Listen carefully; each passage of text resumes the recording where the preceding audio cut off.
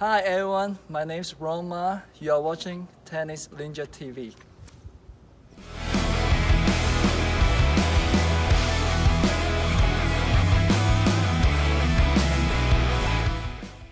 Aloha tennis fans, welcome to Tennis Ninja TV. I am Shane Cash in the Tennis Ninja, and guys, before we proceed to this video, do me a favor, hit that subscribe button down below and turn the notifications on so you see the videos as soon as they come out and you can keep up with the pulse of Hawaii tennis. Last time you saw me, guys, I gave you video update number 1 playing the UTR Flex League here in Hawaii. Today is video number 2, and I'm going to let you know about the last several matches I had playing in the Flex League here in Hawaii, as well as my final thoughts on the event and my final standings, because it's been several months since I've competed in tennis, and I'm real excited to share that journey with you guys, as well as hopefully relate, because I know all you guys out there watching, most of you at least, have probably been playing this Flex League like I have. So I hope to share with you my journey and maybe even get some reflection stories out of you guys as well. Match number 5, guys, for the Tennis Ninja, and the first video I'll share with you today is my match against Richard Vermeesh, a good friend of mine for years, and his doubles partner Kaipo Kukahiko out at Hokulea, which is located in Temple Valley. It's always a pleasure to go because it's quiet, it's intimate, and it's just a different tennis court than we normally get to visit. And Richard invited us to go play, and it was the first time actually for my partner Matagi Toilolo to visit that place. So it was a great experience to go that early on a Saturday morning and compete with some friends and play a match over there that actually did count for something. It was a beautiful Saturday morning, guys, out at Hokulea. As you can see, the sun was beaming. There was no wind whatsoever, and it was just a beautiful day to play some doubles. Matagi and I got there about 8:30 in the morning. We started a match around 9. As you can see here, we're already going, playing some nice points. Kaipo and Richard here, this was their first tournament together, just like us, Matagi and I. So we were kind of in the same boat, and we both already had 2 matches under our belt. We came out really sharp. Matagi serving, setting me up really well. Actually, I don't get those opportunities to put the ball away overhead style like that. And me serving as well, same story. As that is kind of always my story when I play doubles. Kaipo and Richard, you can see here, they're trying to make some moves and challenge us, and they did. They kept us at bay a couple of times, and we were scrambling, having to keep the ball in play here. Kaipo working his shots out at the net, and Richard hanging in the back, which is kind of, we deciphered was their style of play that they were going to move forward with.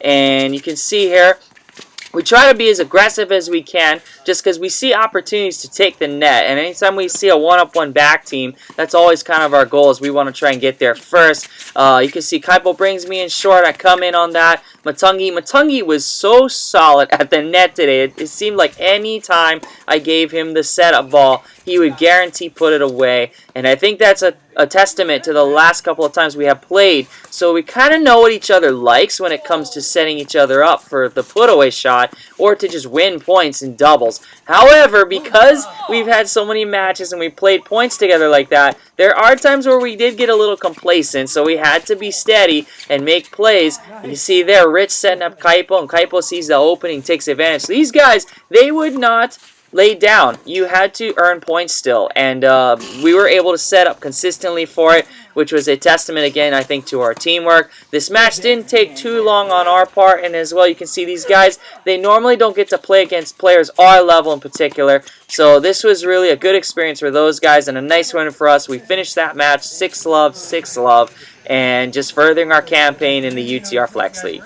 Match number 6, guys, in the UTR Flex League for me was against Vincent on Pinko. I'm sorry if I botched your name, buddy, but thank you for coming out to my home courts at Kaneohe, being flexible with the weather situation we had out there that day, and getting to play singles. This kid is from Mililani. He's on the varsity team, so I knew already it was going to be a challenging match, but I was up to it, and I played as hard as I could. It wasn't exactly my best day on the court, but I enjoyed the experience, and here it is right now.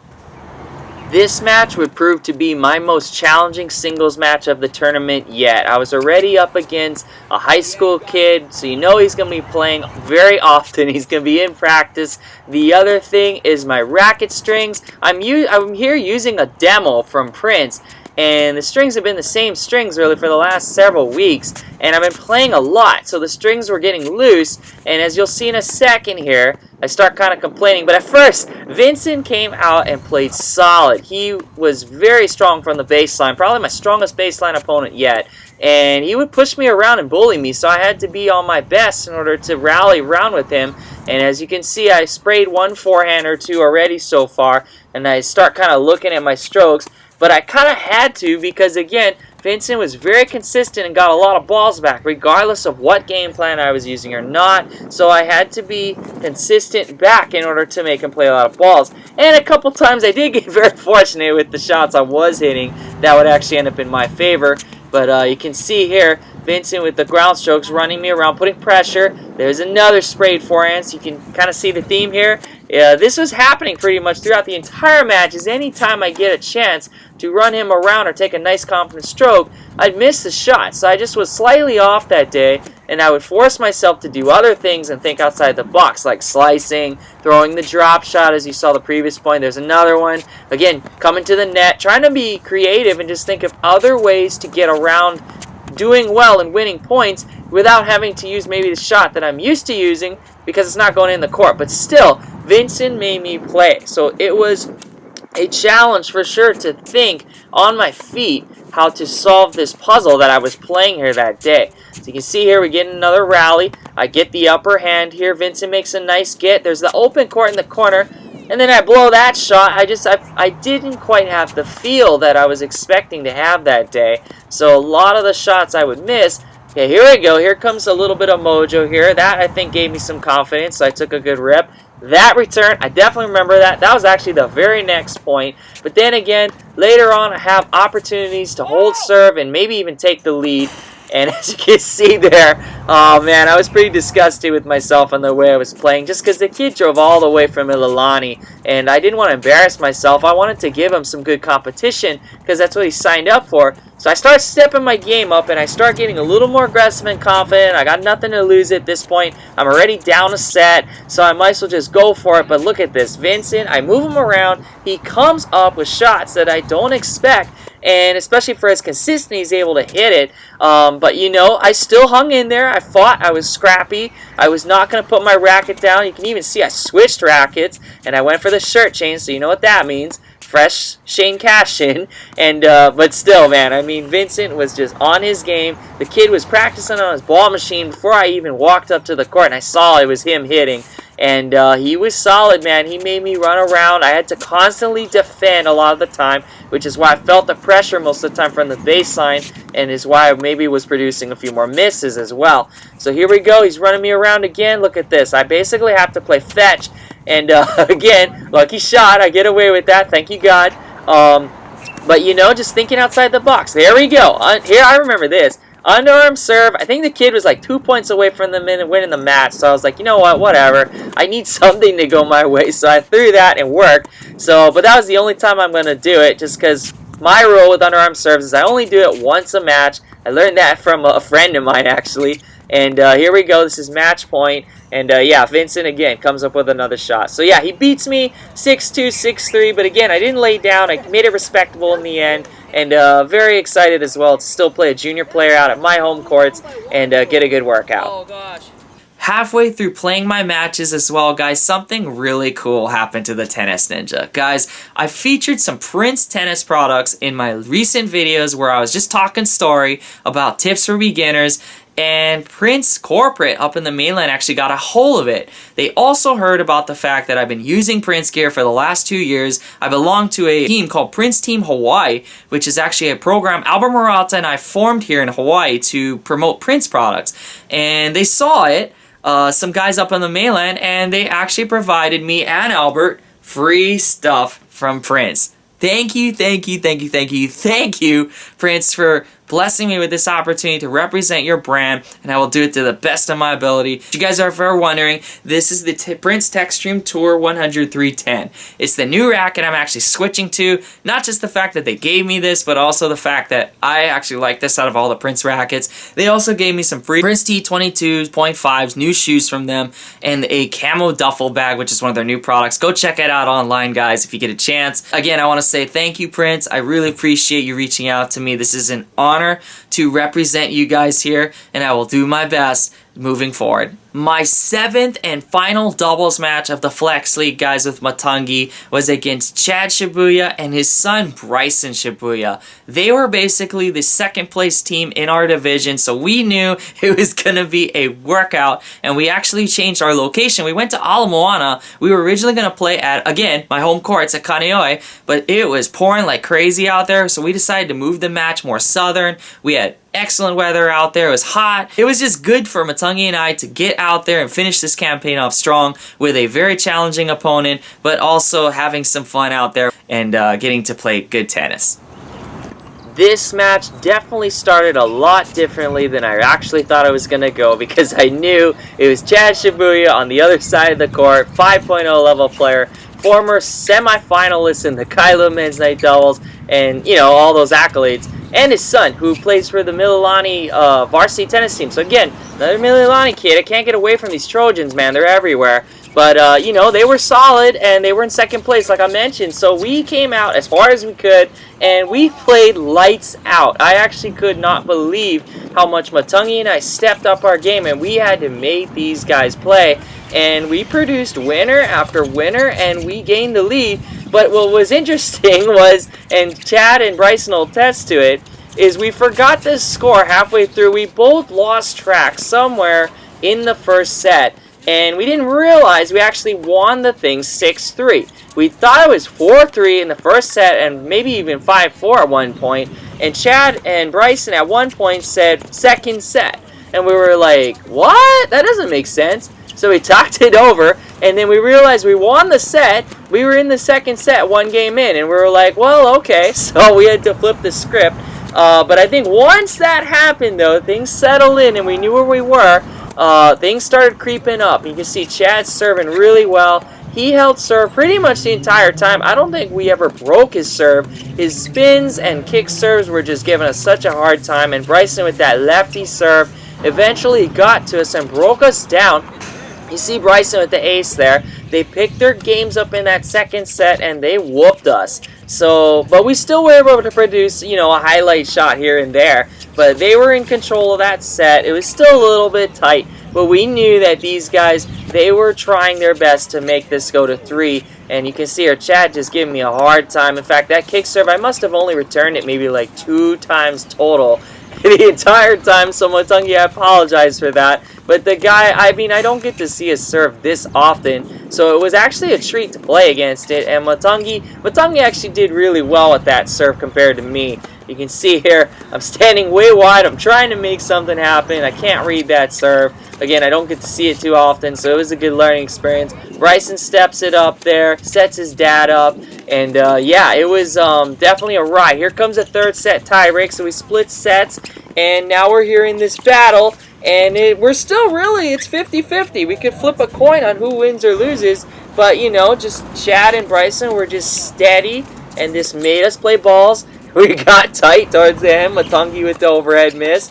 And, you know, we were a little nervous because we knew we had a chance to win this, and we were still digesting the fact that we won the first set, and we were confused about the score earlier. So we had to be aggressive sooner or later. I come in, try and do something with this ball, didn't do enough. Matagi hits this miss here. Sorry about that, Matagi. Chad walks up to the line on match point, next point, and I go, oh gosh, I'm like 2 for 100 against this serve. I gave my best effort, but we had a great time. They beat us 3-6, 6-3, 10-4, come back for the win, but Matagi and I had a great time. We're definitely going to be signing up for this kind of league one day in the future, maybe even play a night doubles together, who knows, but that was an awesome time. And my 8th and final match, guys, of the UTR Flex League was a singles match against a junior player by the name of Alexander Doan. For you guys have probably heard his name before, he competes on the USTA junior circuit, and he's even entered my UTR events that I've held in the past. So it's nice to play against him, hit balls, and not sit behind the tournament desk and monitor him. He invited me out to Baratania Tennis Club,